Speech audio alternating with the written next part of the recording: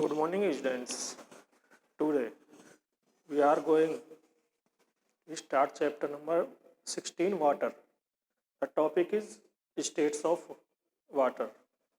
ठीक है नहीं? States of water. Change of states. कैसे होती है चेंज वाटर की स्टेट्स? देखिए नेचर में वाटर 3 स्टेट्स में पाया जाता है. Water exist in 3 states, solid, liquid and gas. तीनों स्टेट्स में जो मैटर की स्टेट्स होती हैं वाटर में, वाटर की भी तीनों स्टेट में पाया जाता है वाटर. जैसे मैटर पाया जाता है 3 स्टेट्स में, उसी तरीके से वाटर भी यूनिवर्स में 3 स्टेट्स में पाया जाता है, सॉलिड, लिक्विड एंड गैस. लेकिन वाटर की 3 स्टेट्स एक दूसरे में चेंज होती रहती हैं ऑन हीटिंग और कूलिंग. कूलिंग या हीटिंग होने से एक दूसरे में चेंज होती रहती है, या टेम्परेचर ज़्यादा करने से या टेम्परेचर कम करने से भी ये स्टेट्स एक दूसरे में चेंज हो जाती हैं. जैसे सॉलिड लिक्विड में चेंज हो जाती है, लिक्विड उसमें सॉलिड में चेंज हो जाती है. ठीक है ना, इसी तरीके से चेंज होती रहती हैं. और जैसे हम एक एग्जांपल लेते हैं, सबसे पहले एक आइस ट्रे लेते हैं और आइस ट्रे में उसमें वाटर भरते हैं. आइस ट्रे में वाटर भर के उसे फ्रीज के अंदर ठंडा होने के लिए रख देते हैं. ठीक है ना, रेफ्रिजरेटर के अंदर ठंडा होने के लिए उसको रख देते हैं. आफ्टर 1-2 आवर्स, 1-2 घंटे के बाद हम क्या देखते हैं, water has turned into ice. Water ice में चेंज हो जाता है. वो कैसे होता है बताइए? क्योंकि जब वाटर कूल किया जाता है तो आइस में चेंज हो जाता है, क्योंकि उसका टेम्परेचर बहुत कम हो जाता है. जब वाटर 0 डिग्री वाटर का टेम्परेचर 0 डिग्री सेल्सियस होता है तब वो आइस में चेंज हो जाता है. फ्रीज, उस वाली प्रोसेस को क्या कहते हैं? फ्रीजिंग. ठीक है ना, वाटर की उस प्रोसेस को क्या कहते हैं? फ्रीजिंग. और फ्रीज होकर के वाटर किस में चेंज हो जाता है? आइस. आइस वाटर की क्या सॉलिड फॉर्म होती है. ठीक है ना. इस तरीके से जो लिक्विड स्टेट होती है वाटर की, वो फ्रीज होकर के किस में चेंज हो जाती है? आइस में, जो कि एक सॉलिड फॉर्म है. ठीक है ना. अब सेकंड एक्टिविटी हम इस तरीके से करके देख सकते हैं. जैसे फ्रीज में से कुछ आइस पीसेस लेते हैं, हम आइस पैक्स लेते हैं, बर्फ़ के टुकड़े ले लेते हैं थोड़े से फ्रीज में से, उनको किसी बाउल में रखते हैं. ठीक है ना, बाउल में फ्रीज से बाहर निकाल के रख देते हैं, बाहर की तरफ रेफ्रिजरेटर से बाहर की तरफ रख देते हैं. कुछ समय के बाद हम क्या देखते हैं, ठीक है ना, आइस का क्या बनता है? कुछ समय के बाद हम देखते हैं यह मेल्ट होकर के वाटर में चेंज हो जाती है. ठीक है ना, आइस से वाटर बनने के चेंज को मेल्टिंग ऑफ आइस कहते हैं. जो ice change into water on heating is called melting. ठीक है ना, जो आइस से वाटर में चेंज हो जाती है उसको कहते हैं मेल्टिंग. तो आइस इसकी ice is the solid state of water and water is the solid liquid state of water. जो वाटर में चेंज होती है आइस, वो क्या होती है? आइस जो होती है वो सॉलिड फॉर्म होती है, और जो वाटर होता है, वाटर जिसमें चेंज होती है वो एक लिक्विड फॉर्म होती है. ठीक है ना, वाटर की लिक्विड फॉर्म में चेंज हो जाती है आइस ऑन हीटिंग. यानी मेल्टिंग होने से आइस किस में चेंज हो जाती है? लिक्विड फॉर्म में.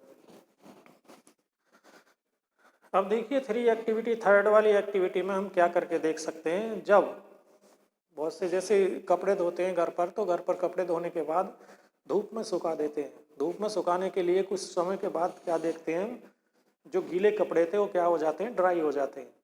आखिर पानी कहाँ चला गया उन कपड़ों का? कहाँ चला जाता है पानी?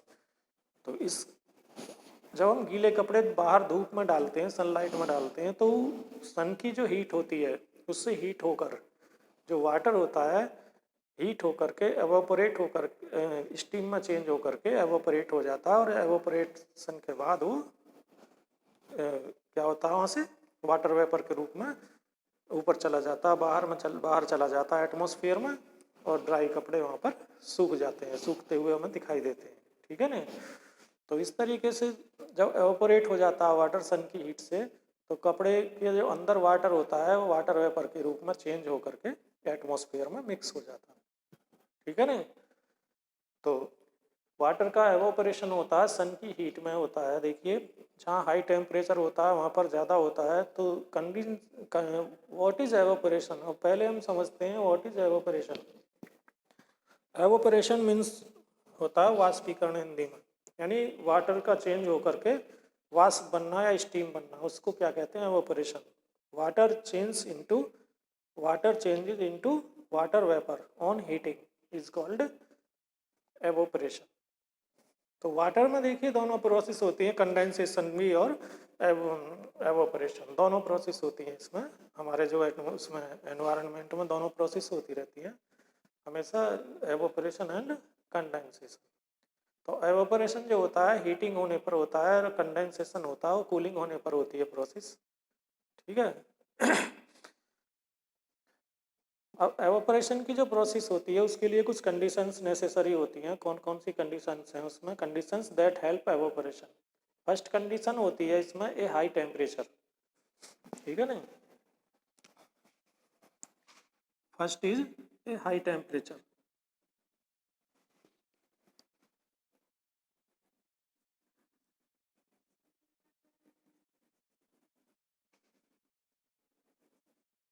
High temperature. Second is low humidity.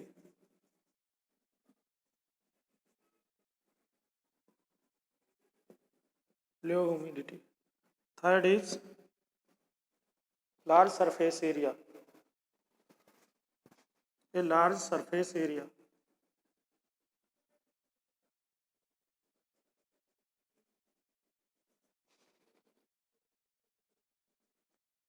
Number 4 drought. जहाँ पर ड्रॉट होती है, सूखा पड़ती है, वहाँ पर भी सब ज़्यादा क्या होता है, वहाँ पर एवोपरेशन अधिक मात्रा में होता है। Conditions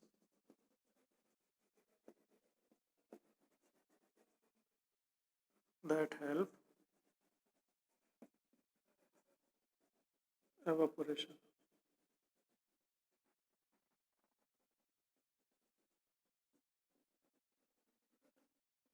conditions that help evaporation. First होता है हाई टेम्परेचर। जहाँ पर ज़्यादा हाई टेम्परेचर होता है उसमें उसमें एवोपरेशन की प्रोसेस हाई होती है, इंक्रीज होती है।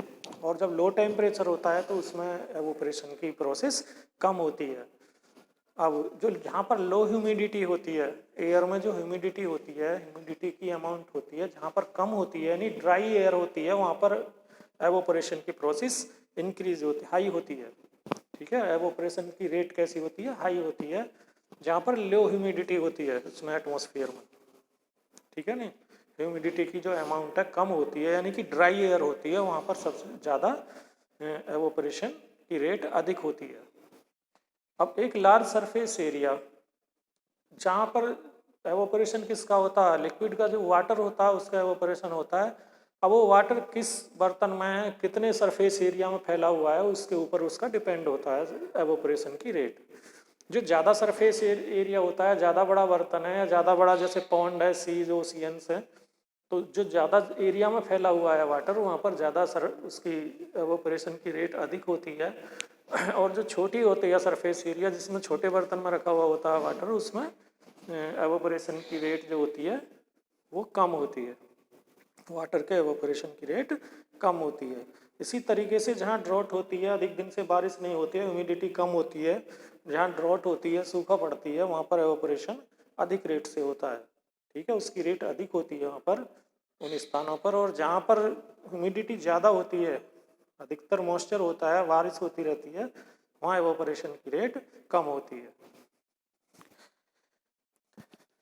अब कैसे ऑब्जर्व करेंगे कि एवोपरेशन सनलाइट में अधिक होता है? इसे हम एक एक्टिविटी की हेल्प से प्रूव कर सकते हैं। ठीक है ना, एवोपरेशन जो है सनलाइट में अधिक होता है। इसमें क्या करते हैं, हम 2 सेम साइज के बाउल ले लेते हैं और उन बाउल में सेम अमाउंट में वाटर भर लेते हैं। ठीक है ना, 2 बाउल ले करके उनमें वाटर भर के, सेम अमाउंट में वाटर ले करके, उसमें से एक बाउल को तो हम डायरेक्ट सनलाइट में रखते हैं। ठीक है नहीं, डायरेक्ट धूप में रख देते हैं। और जो अनोदर बाउल है, दूसरे बाउल को हम क्या करते हैं, दूसरे बाउल को हम एक पेड़ की छाया में रख देते हैं, ठीक है नहीं, शैडो ऑफ ए ट्री।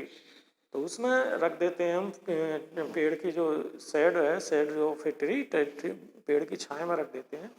तो हम कुछ समय के बाद क्या देखते हैं, उसमें थोड़ी देर बाद हम ऑब्जर्व करते रहते हैं, बार बार हर एक 30 मिनट्स के बाद ऑब्जर्व कर सकते हैं। जो धूप में डायरेक्ट सनलाइट में रखा हुआ बाउल है उसमें, और जो ट्री के छाया में रखा हुआ बाउल है उसमें, दोनों में ऑब्जर्व करते हैं तो क्या देखते हैं कि जो सनलाइट में रखा हुआ डायरेक्ट बाउल है उसमें वाटर लेवल कम हो रहा है, जल्दी से जल्दी जल्दी वाटर लेवल कम होता है, क्योंकि जो वाटर था उसमें प्रेजेंट वो एवापोरेट होकर के एटमॉस्फेयर में मिक्स हो रहा है। उसमें हाई रेट से, उसमें जो रेट हाई है उसकी, एवापोरेशन की रेट हाई होती है सनलाइट में, कंपेयर देन जो छाया में रखा हुआ वाटर है उसके कंपेयर में, ठीक है नहीं। तो इस एक्टिविटी से हम करके देख सकते हैं कि सनलाइट में एवापोरेशन की रेट अधिक होती है। अब देखिए, कम जो एवापोरेशन है वो ऑल टेम्परेचर्स पर होता है। वैसे जो टेम्परेचर्स होते हैं ऑल टेम्परेचर पर, वो 10 डिग्री सेल्सियस पर भी होगा, 100 पर भी होगा, और 20 पर भी होगा, 30 पर भी होगा, 21 पर भी होगा। सभी टेम्परेचर्स पर ऑल टाइम होता रहता है एवापोरेशन। लेकिन ये अधिक जो हॉट लिक्विड में अधिक तेज होता है, जो हॉट होते हैं, ज़्यादा हाई टेम्परेचर होता है वहाँ पर इसकी रेट बढ़ जाती है, और जो कम गर्म होते हैं यानी कम हॉट होते हैं कोई भी लिक्विड, उनके एवापोरेशन की रेट कम हो जाती है, यानी कम ज़्यादा हो जाती है। रेट इसके टेम्परेचर के ऊपर डिपेंड होता है, लेकिन ये ऑल टाइम या ऑल ये सभी उस पर टेम्परेचर्स पर एवापोरेशन होता है, ठीक है ना। अब देखिए नेक्स्ट टॉपिक है कंडेंसेशन। तो पहले तो ये समझिए स्टूडेंट्स, व्हाट इज कंडेंसेशन। अभी हमने बताया था एवापोरेशन की, जो बताई थी आपको, water change into water vapour on heating. Heating होने पर वाटर जो चेंज हो जाता है वाटर वेपर में, उसी को क्या कहते हैं, एवापोरेशन। लेकिन एवापोरेशन की एक प्रोसेस होती है, अपोजिट होती है, इससे उल्टा प्रोसेस होती है। जैसे वाटर वेपर, जो वाटर वेपर मिक्स होती है इसमें एयर में, change into water on cooling. Cooling होने पर वाटर वेपर किस में चेंज हो जाती है, वाटर में चेंज हो जाती है, अपनी दोबारा से लिक्विड स्टेट में चेंज हो जाती है, कूलिंग होकर के वाटर में चेंज हो जाती है। उसे क्या कहते हैं, उस वाली प्रोसेस को कंडेंसेशन, ठीक है नहीं। तो water vapour change into water on cooling is called condensation, ठीक है। तो अब हम इस एक एक्टिविटी की हेल्प से इसको समझा सकते हैं। जैसे जो कंडेंसेशन होती है, कंडेंसेशन वाली प्रोसेस होती है, वो वाटर वाटर की ड्रॉपलेट्स में कैसे चेंज होती है, वाटर ड्रॉपलेट्स कैसे बन जाती हैं उनकी वाटर वेपर से। तो एक सबसे पहले इसके लिए हम एक बीकर लेते हैं और बीकर के अंदर वाटर फिल करके एक लेवल तक वाटर फिल कर लेते हैं।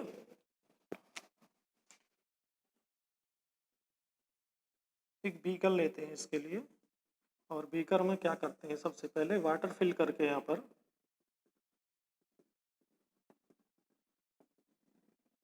इसके अंदर कुछ आइस पैक्स, जो आइस के टुकड़े होते हैं उन्हें रखते हैं। बर्फ के टुकड़े इसके अंदर रख लेते हैं वाटर के अंदर।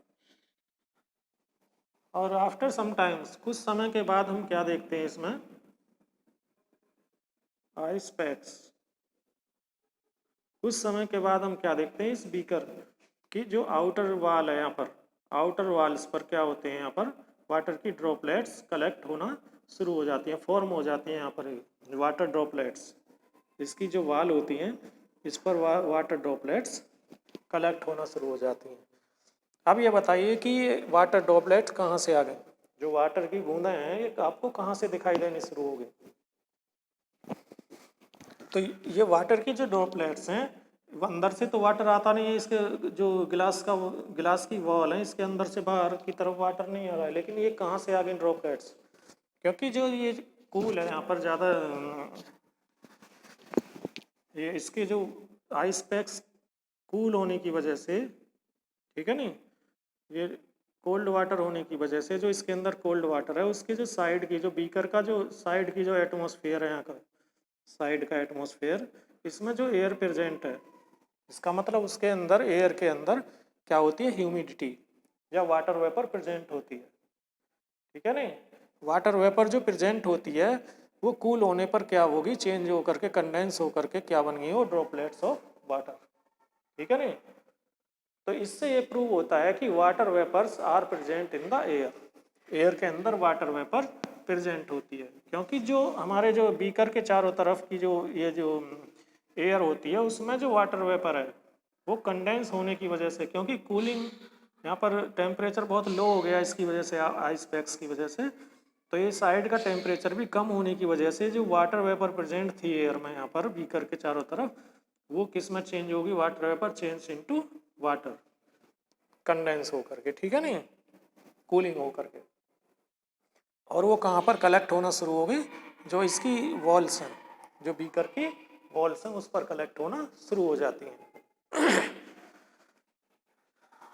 तो इस वाली प्रोसेस को जो वाटर, ठीक है नहीं, वाटर वेपर कंडेंस होने पर ड्रॉपलेट्स में चेंज हो जाती है, इस प्रोसेस को क्या कहते हैं, कंडेंसेशन।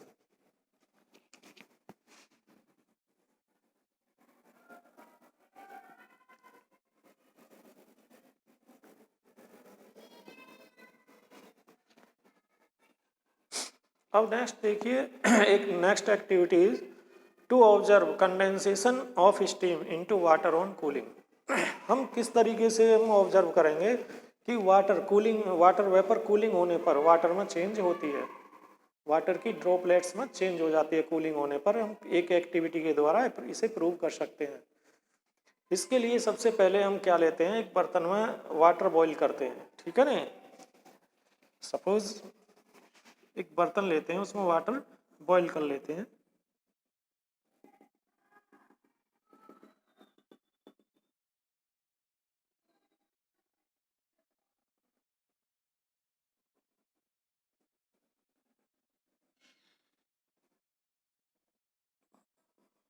ये बर्नर है, बर्नर से जब वाटर, इसके अंदर वाटर है, वाटर देखिए इसमें किसी बर्तन में हम बॉईल करते हैं तो यहाँ पर क्या होती है, water vapour, water change into water vapour on heating. जब हम हीटिंग करते हैं इस वाले इसको मटेरियल को या लिक्विड को या वाटर को, तो ये वाटर वेपर में चेंज होना शुरू हो जाती है। और जब इनसे हम तेज हीट पर बॉईल करते हैं तो और अधिक मात्रा में स्टीम में चेंज होने लगती है। जब अधिक मात्रा में स्टीम में चेंज होने लगती है तो हम इसके ऊपर एक मेटल प्लेट लेकर आते हैं। ठीक है ना, मेटल प्लेट, मेटल प्लेट। अब मेटल प्लेट की, जो मेटल की प्लेट होती है उसमें क्या है, मेटल प्लेट लाने पर इसमें जो वाटर की जो वाटर वेपर होती है स्टीम, वो इससे यहाँ पर इसके कांटेक्ट में आने पर क्या हो जाती है, ये कूल डाउन हो जाती है जो वाटर वेपर होती है। और ये कूल डाउन होने के बाद क्या होती है, यहाँ से वाटर की ड्रॉपलेट्स में, जो स्मॉल ड्रॉपलेट्स में चेंज हो करके यहाँ से ऊपर से वाटर ड्रॉपलेट्स में चेंज हो जाती है, जो स्टीम होती है चेंज हो जाती है वाटर ड्रॉपलेट्स में। ठीक है नहीं, तो इस वाली एक्टिविटी से प्रूव होता है कि steam change into water droplets on cooling. ठीक है नहीं, कूलिंग होने पर जो स्टीम होती है वो वाटर ड्रॉपलेट्स में चेंज हो जाती है कूलिंग होने पर। अब इसको हम एक उससे इस तरीके से भी शो कर सकते हैं, जैसे सबसे पहले ice, ice is solid form of water. ठीक है नहीं, आइस चेंज इनटू वाटर। ठीक है, ऑन मेल्टिंग, मेल्टिंग होने पर जब इसको हम हीट करते हैं या हीटिंग होने पर तो मेल्टिंग हो जाती है, और मेल्टिंग होकर के ice change into water. Water is a liquid form of water, liquid form होती है वाटर की। ठीक है, water on boiling, on boiling और हीटिंग चेंज इनटू स्टीम या water vapour, water vapour. Okay. और water vapour change into water on cooling. ठंडा होने पर वाटर वेपर किस में चेंज हो जाती है? वाटर में। उस वाली प्रोसेस को क्या कहते हैं? कंडेंसेशन। और जो बॉइलिंग होती है वाटर वेपर में चेंज होती है, इस वाली प्रोसेस को कहते हैं एवोपरेशन। ठीक है ना? Water vapour is a gaseous form of water. ठीक है ना? ये गैसियस फॉर्म होती है, ये लिक्विड फॉर्म और it is solid form of water. अब ऑन वाटर ऑन फ्रीजिंग होने पर क्या होता है? Water change into ice. Freezing होने पर वाटर किस में चेंज हो जाता है? जब टेम्परेचर लो कर देते हैं, बिल्कुल कम टेम्परेचर करने पर वाटर चेंज इनटू आइस।